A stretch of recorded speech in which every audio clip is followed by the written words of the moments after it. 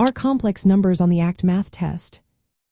If you are preparing for the ACT math test and wondering about complex numbers, you are in the right spot. Let's break down what you need to know. Yes, complex numbers do appear on the ACT math test, but not in a complicated way. Typically, you will see them in a straightforward manner.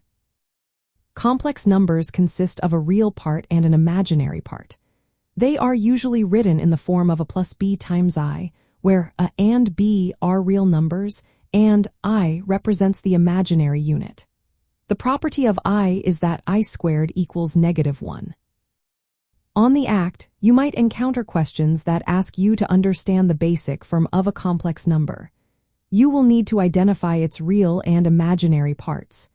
You may also be asked to perform simple operations with complex numbers, like addition, subtraction, and multiplication.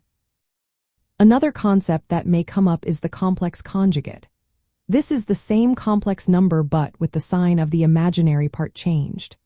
For example, the conjugate of 2 plus 3 times I is 2 minus 3 times I. This is especially useful when dividing complex numbers, as it helps eliminate the imaginary part from the denominator. You will also need to simplify expressions that involve powers of I. Remember, the powers of I cycle every for terms. I, -1, -I, and 1, then it repeats.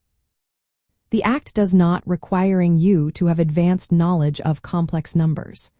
The problems you encounter will likely test your ability to apply basic algebraic rules. This includes combining like terms and using conjugates to simplify fractions. To prepare effectively, practice problems that involve adding and subtracting complex numbers. This means combining the real parts and the imaginary parts separately. You should also practice multiplying complex numbers. Use the first, outer, inner, last method and remember to simplify any terms involving I squared. When dividing complex numbers, multiply both the numerator and the denominator by the complex conjugate of the denominator.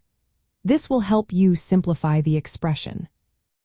Familiarity with these concepts will help you tackle the few questions about complex numbers on the ACT math test with confidence. Since complex numbers are relatively rare on the test, focusing your study on these basic skills during practice tests and mock exams will be a smart strategy. This approach aligns well with effective exam preparation strategies, allowing you to target specific math topics you might encounter.